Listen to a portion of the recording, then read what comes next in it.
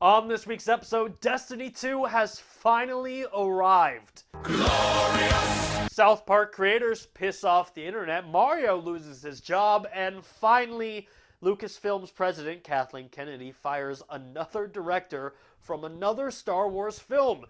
I felt a great disturbance in the Force. All this and much, much more on this week's episode of The Nerf Report. Are you listening? Damn.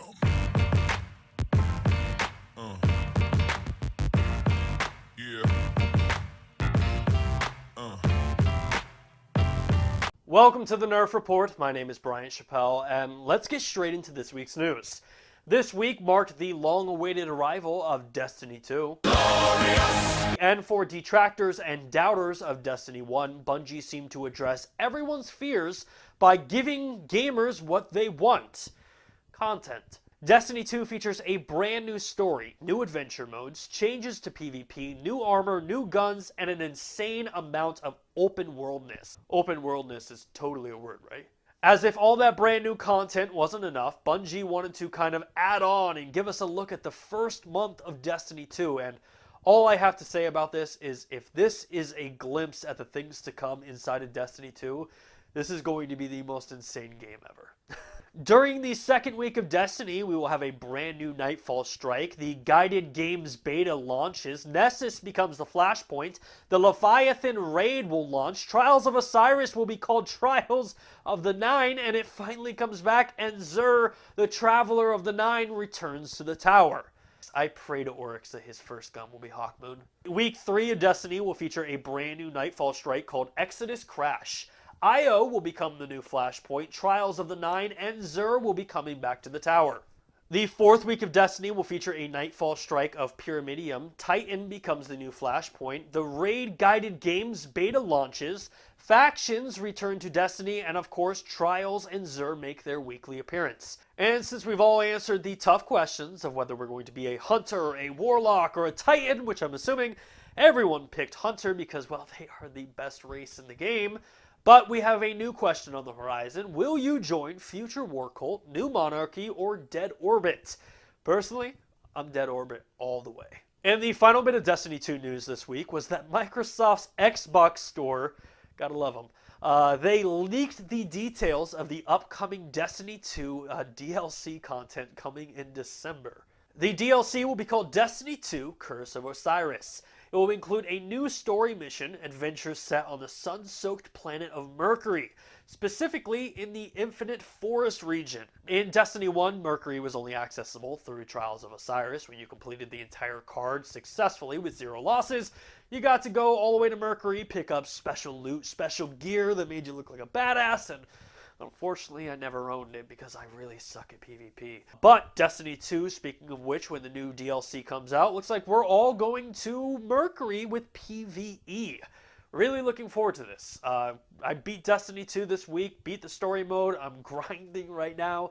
And honestly, I cannot wait for new content, so December cannot come soon enough. Also this week, fans of Nintendo's Mario had their worlds rocked when we all found out that Mario's no longer a plumber. Nintendo Japan's website updated a brand new character bio for Mario, and it talked about his interests, his aspirations, his goals, about how he likes to take long walks on a beach. I mean, it's me, the Mario. I love adventures, long walks on the beach, and driving my goat car very fast. Wahoo! The photo is completely in Japanese, however, when translated, it says, all around sporty. Whether it's tennis or baseball, soccer or car racing, Mario does everything cool. As a matter of fact, he seems to have worked as a plumber a long time ago. That character bio almost sounds like a dating website where you're like, hey, I'm a cool guy, I like to play baseball, I like to drive cars. I used to be a plumber. I don't know if that's a deal breaker for you, but I used to be a plumber. Not anymore, used to be. Now, this isn't the first time that Mario's employment has become a discussion amongst the internet. Back in 2010, Shigeru Miyamoto had this to say about Mario's employment. The character I came up with to fit that best was this small little guy with a big nose and a mustache. The characteristics that would stand out in the medium. We created the game design first, and then we put the characters in to fit that. With Donkey Kong, we have this gorilla who grabs this gal and runs away with her, and you have to go chase the gorilla down and save the lady. And the game stage was a construction site, so we made him into basically a carpenter. With the 1983's Mario Brother, we brought in Luigi, and a lot of the game was played underground, so we made him to fit that setting, and, well, we decided that he was a plumber. The scenario dictates his role. Which leads us to the ever-burning question in Super Mario Odyssey, coming out for the Nintendo Switch. It's a nice little plug. What is Mario's occupation? Is he a plumber? Is he a carpenter? Is he a NASCAR driver? Is he a hatter? Because he's like tossing his hat. No? PlayerUnknown Battlegrounds has finally done it. It toppled the juggernaut of PC gaming, Dota 2, in online concurrent users on Steam. Last weekend, PlayerUnknown Battlegrounds hit 1,005,000 concurrent users, while Dota 2 brought in about 745,000 users. Dota 2 still holds the record for all-time concurrent users, with 1,291,328 users. However, with the recent announcement of PlayerUnknown Battlegrounds selling 10 million copies, it's only a matter of time before that record gets knocked out of the park. If you have any interest in directing a Star Wars film, well, get your resume ready. Because we found out this week that Lucasfilms has parted ways, I guess is the proper way to put it, with the upcoming director for Star Wars Episode 9. Colin Trevorrow was fired this week by Kathleen Kennedy, and while we don't know the exact specifics, we can kind of speculate, because hey, what stops the internet from speculating, right? One of the most prominent theories on the internet is following the success of Jurassic World. Colin Trevorrow was seen as the Midas touch of Hollywood. Whatever you touch, it turns into gold, and Disney was like, hey, we need this guy for the upcoming Episode 9 film, because, well, if he could turn Jurassic World into gold, he could do it with Star Wars, even though Star Wars doesn't really need it, but that's beside the fact. In between Jurassic World and his director debut on Star Wars, he did this little book called Book of Henry, and, well, it really didn't go that well, revealing to Disney that he doesn't have a Midas touch. He just directed a Jurassic film movie about dinosaurs, because dinosaur movies sell really well. I just don't understand how Disney didn't see this. Like, in all honesty, the only thing that sells better than dinosaur movies are Star Wars movies. It doesn't matter if the Star Wars movie sucks, people still go see it. That's a prime example of, like, Episode 1, 2, and 3, and I'm probably going to get shit for this, but even Episode 7.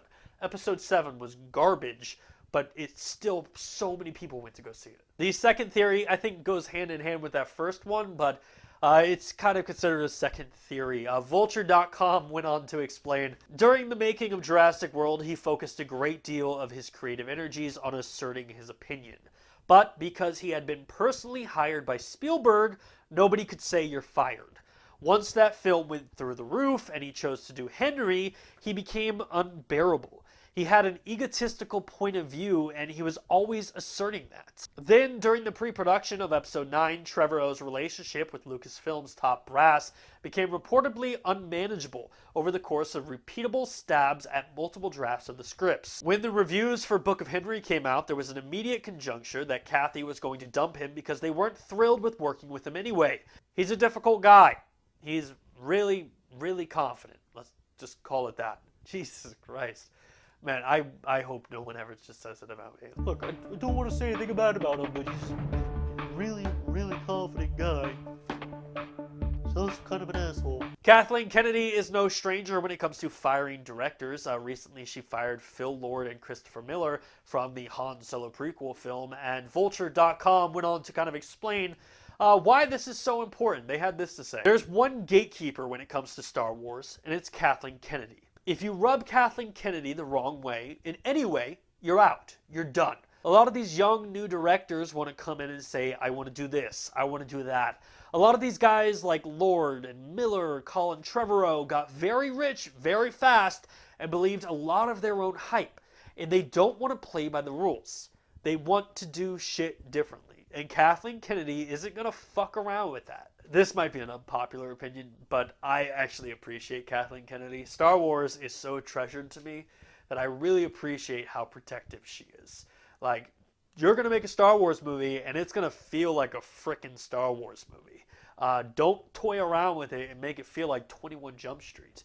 I've seen 21 Jump Street. I don't want to see that inside of a Star Wars franchise. And finally this week, it was rumored that Joshua Sass and John Cena, the Doctor of Thugonomics and the upcoming star of Transformers Bumblebee movie, were in the running to play the lead role of Shazam. Shazam debuted in 1939 and is the alter ego of teenager Billy Baston. When he utters the word of Shazam, he transforms into an adult superhero with the powers of the 6 mythological gods. The speculation started this week on the hashtag show when they cited a source close to the film, saying that the film was going to be eyeing Joshua Sass or John Cena to star the almighty Shazam. This announcement got people excited for, I think, well, 2 reasons. Number 1, John Cena's not hard to imagine as Shazam. I mean, he looks like a freaking mythological god. I don't know how you couldn't say that he isn't meant to be Shazam. But number 2, Dwayne "The Rock" Johnson is actually rumored to be signed on for Black Adam, who is the main villain for Shazam. Which means we're getting a rematch. Yeah, the once-in-a-lifetime match that we saw twice at WrestleMania might be happening a 3rd time at a theater near you. However, like most awesome news that gets leaked or quoted from a source close to the film, Humberto Gonzalez, the founder of Heroic Hollywood, had this to say on Twitter. The hashtag show, Shazam's story is not true. There are no frontrunners. Joshua Sass can't be the frontrunner because he hasn't been seen yet. Oh, he hasn't been seen yet, but you know who else hasn't been seen? John Cena, because, well, nobody can see him. Are you sure about that? In all seriousness, the tweet did say Joshua Sass. It didn't say anything that John Cena hasn't been in talks or the agents haven't been discussing back and forth.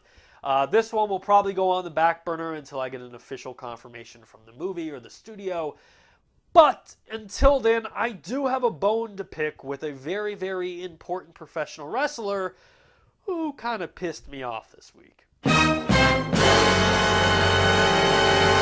This week, I learned that Hulk Hogan banned me on Twitter, and quite frankly, I don't even know what I did. Now, leading up to this episode, a lot of you have been saying, what are you going to do? Are you going to tweet him? Do you want us to tweet him? Are you going to put a diss track out? And it's like, no. A man of Hulk Hogan's stature doesn't care about diss tracks.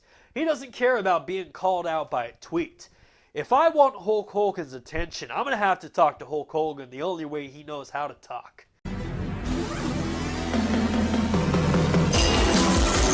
Look here, brother. You think you can ban me on Twitter and get away with it, Hogan? Because I used to be a Hulkamaniac. I was a Hulkamaniac since I was a kid.